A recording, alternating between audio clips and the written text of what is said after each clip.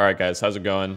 In today's video, I'm going to be talking more about tilt issues, and I'm going to be discussing what I did in my previous video, which is this book titled The Mental Game of Poker, written by a man named Jared Tendler. And like I said in my previous guide talking about this book really affected me in such a positive manner that I just have to share it with you guys. And what I'm going to be doing is summarizing a lot of the points that he made in the book, but if you just watch this video, you're really not going to get the full experience of reading this book that I did. You know, everybody has tilt issues. There's not a single person on this earth who doesn't have some kind of issue that they would rather fix that makes them play worse, right, over the long term. I'll be the first one to tell you that I still suffer from some tilt issues, although they're really not as bad as they used to be. They used to be really, really bad to the point of it got annoying to hear myself talking about them. So, and you know, this isn't some like spiritual guide or anything, you know, I'm gonna keep it real with you guys this whole video. And before I get too far into the video, here's a quick word from today's sponsor. Are you tired of getting scammed by Valve cases? Booster.land is the new meta for opening cases.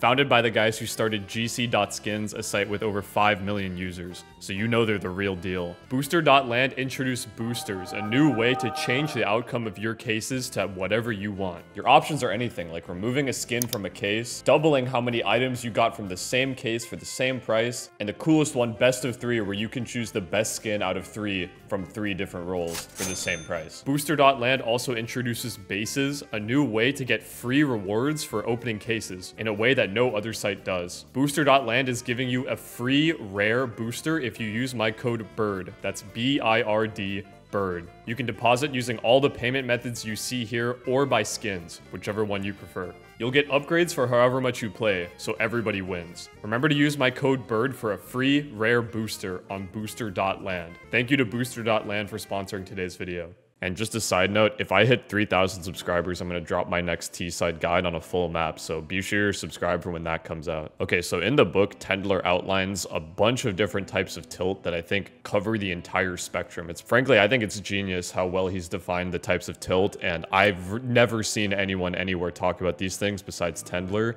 and people talking about Tendler's ideas. So this guy honestly is like a messiah for fixing problems that affect your lowest level games where you play the worst. And trying to get out of those habits. And not to repeat myself too many times, I might repeat myself in this video, but this book helped me so much. I listened to the audiobook in college and it changed me so much for the positive that I just have to share with you guys. Okay, so most of this book is focused on tilt issues. Tendler defines 7 different types of tilt. So I want you to kind of think about tilting as a house that you want to demolish, okay? And this first type of tilt, which he defines as running bad tilt, is kind of like the base foundation of the house. And all these other types of tilt are supporting beams on the house that you want to try to chop down. There's probably one that's holding up the entire house, and the other ones might not be affecting you in as much as a single one. So, and that depends on your personality and who you are as a person. So I'm going to spend most of my time talking about this first one. So Tendler defines it as running bad tilt, and this is a poker term. You can think of this more as tilt due to slumping. And in the book, Tendler outlines a bunch of logical statements that I want you to try to use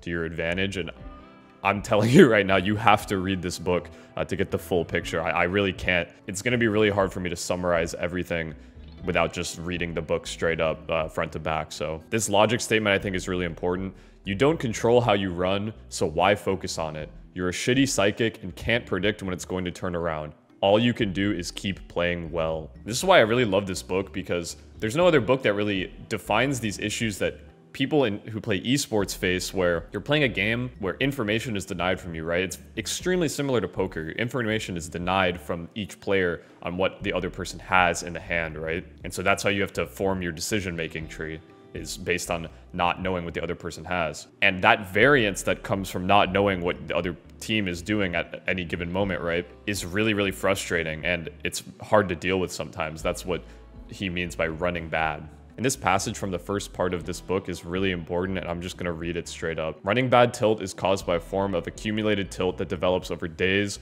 weeks, months, or years of bad cards. It's a vicious cycle that builds momentum because variance makes you tilt, which makes you play badly, which makes you tilt more, which carries over to the next day, which means you'll probably tilt more quickly. When you do tilt, you tilt harder, so your losses pile up even more, which makes you quit early.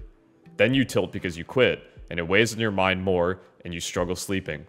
You wake up tired, and you feel like you have to play, but then you get screwed again, play bad, tilt again, make more mistakes, tilt some more, play a monster session to get unstuck, fall deeper into poker hell, think winning is the answer but you can't win, tilt more, can't stop playing, tilt more because you can't stop tilting, believe no one has run worse, want to quit the game, not really, you just need to win again. And so I think what's so smart about Tendler's observation here is that he claims that running bad tilt exposes the tilts that affect you the most. And so this is where he outlines the 6 pillars of tilt, and one of these probably applies to you the most. There's injustice tilt, hate losing tilt, mistake tilt, entitlement tilt, revenge tilt, and desperation tilt. And so if one of these statements is something that you've thought of before or said out loud, anything like that, then that's probably the tilt that you suffer from, and you might suffer from 2 or 3 of them. And so here we go. And I'm paraphrasing this from his book.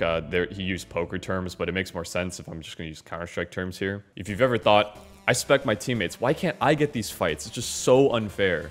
That's injustice tilt. You feel like you're being slighted by the game, and you feel like there's an injustice happening to specifically you in that moment. How does my team always lose? I hate this game. That's hate losing tilt. You hate the fact that you're losing games when you think that you should just be winning. You love winning, and you hate losing. How could I have done something so stupid? I suck. That is mistake tilt. You're mad at yourself for making a mistake that you think that you're better than. I'm just so much better than my opponents. Why do I lose to these shitties? That's entitlement tilt. You feel entitled to win because you're somehow better than your opponent, and you think that you know this fact from the get-go. So losing is a slight against you specifically. I'm gonna just run down mid. I can't stand dying in the dumbest ways. That's revenge tilt. You want to get revenge on the other person for slighting you and beating you in game. I'm queuing until I win. Fuck this game. That's desperation tilt.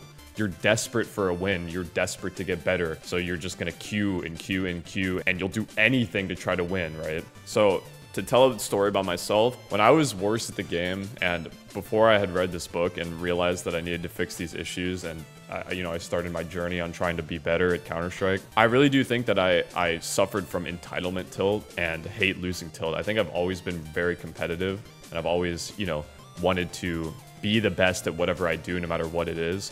And that's not a negative trait. Wanting to be great at something and wanting to, reach beyond yourself and become a better human, a better competitor, just become great in general, that is absolutely not a negative trait.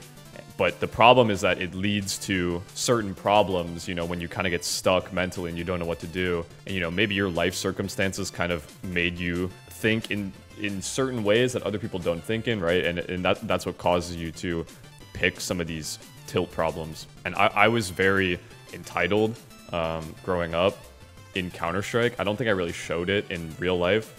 I didn't feel like I was really entitled to anything, but when I got on the game, it felt like I was entitled to win, and I don't really know why.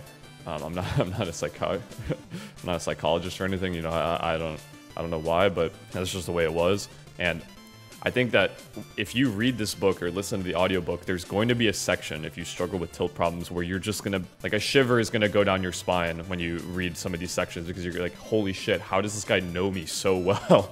It's really impressive, this book. And like I said in the previous guide talking about this book, I really, really, really cannot recommend this book enough. People recommend The Inner Game of Tennis a lot. That's a decent book, but that's more focused on performance anxiety and overcoming those issues. But this book, it can't be stressed enough how great this book is.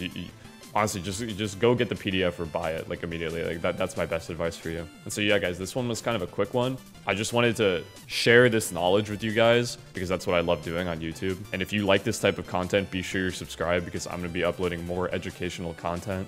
Somebody on my last video said my guides are better than Simple's €100 course, which, I don't know if that's true, but I appreciate it. This content is definitely free. I'm never going to charge for this content. I don't think that knowledge like this should be gatekept or anything. I think it should be explained by people who are in the position to do so. And it can only be a good thing by giving this knowledge to other people. And yeah, I hope you guys enjoyed this video. That's all I have for you today. Peace.